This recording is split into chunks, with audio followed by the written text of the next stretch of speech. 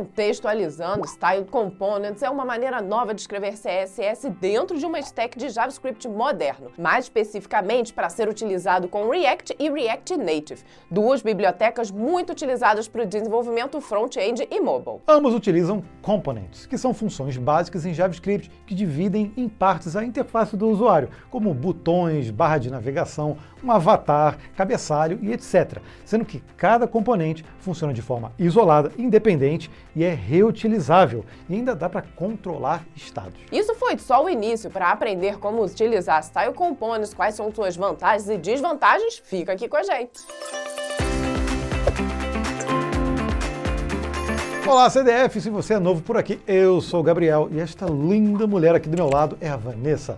Nós somos loucos por tecnologia e a cada semana desvendamos um termo ou uma palavrinha desse incrível mundo da programação. Trazendo para você um conteúdo leve e cheio de informações preciosas para que você use no seu dia a dia de trabalho ou estudo. Se gostou, já aproveita para se inscrever aqui no Código Fonte TV. Deixa pra gente nos comentários qual tema você gostaria de ver aqui no Dicionário do Programador. E neste episódio nós trouxemos a nossa parceira Alura. Eu aposto que você já conhece a maior escola online de tecnologia do Brasil, mas talvez você não saiba que só hoje, na Cyber Monday, está rolando um desconto de 20% nas matrículas. Na Alura você tem acesso a centenas de cursos online com lançamentos e atualizações constantes nas áreas de programação, front-end, DevOps, mobile, data science, UX design, inovação e gestão. É perfeito para você se manter atualizado e aprofundar seus conhecimentos. Não perde essa oportunidade de investir em você mesmo e ainda aproveitar um super desconto aqui dos CDFs. Acesse o link que está aqui na descrição.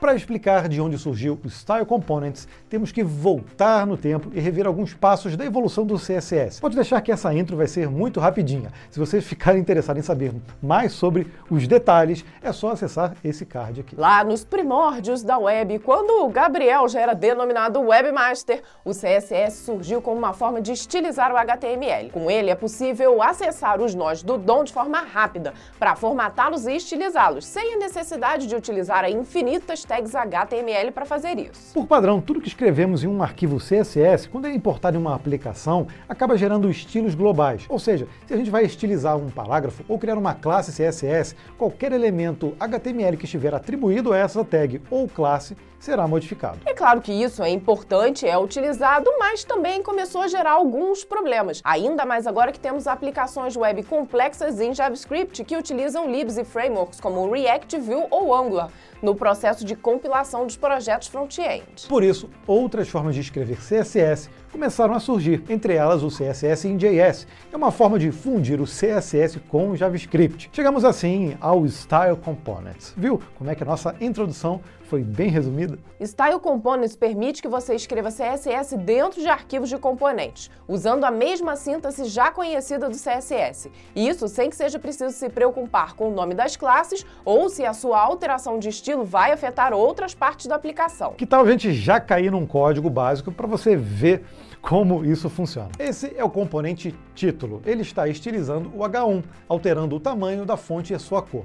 Logo abaixo você pode ver que ele é integrado à aplicação, como faríamos com qualquer outro componente do React, sendo feita a chamada através de uma nova tag. Título. Tudo na vida tem vantagens e desvantagens, então nós vamos abordá-los. As principais vantagens do Style Component são que ele resolve o problema da especificidade do CSS. Como o CSS fica encapsulado no componente, não precisaremos nos preocupar com nomes de classes conflitantes, ou até mesmo com o efeito cascata que pode ocorrer quando alteramos um CSS global. Ele utiliza a sintaxe padrão do CSS. Isso quer dizer que não precisaremos aprender outras definições e não tem limitações como outras ferramentas. CSS em JS. Não existe a necessidade de criação de um arquivo separado para o CSS. Isso é excelente para a criação de UI kits que conseguem concentrar tudo em um único arquivo. A síntese acaba ficando mais amigável. Por exemplo, ao invés de usarmos um H1 class name style.title, usamos somente o título. Podemos utilizar a lógica do JavaScript na verificação de propriedades e valores para a construção de um estilo. Como nesse exemplo, onde atribuímos background color e o font color, de acordo com o valor da props Primary. Um recurso interessante que o Style Components também oferece é o Theme Provider, que permite envelopar todos os componentes em um tema. Com isso, é possível, por exemplo, aplicar os temas Dark e Light de uma forma bem simples na aplicação. Existem muitos benefícios, mas também existem desvantagens. A mistura de CSS com JS,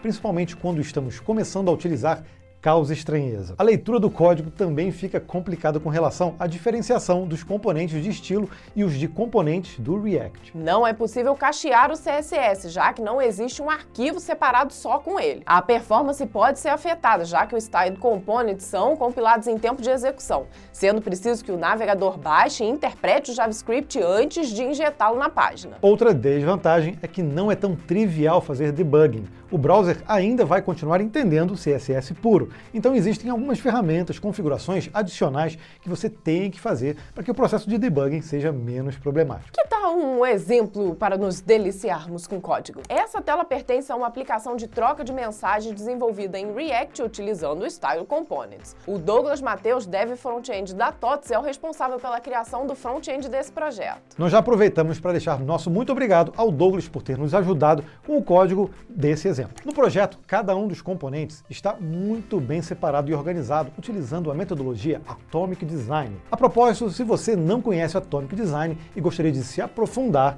deixe já aqui nos comentários. Quem sabe nós não criamos um dicionário do programador exclusivo sobre o tema. Vamos recriar o código do avatar, que no conceito do Atomic Design é um átomo.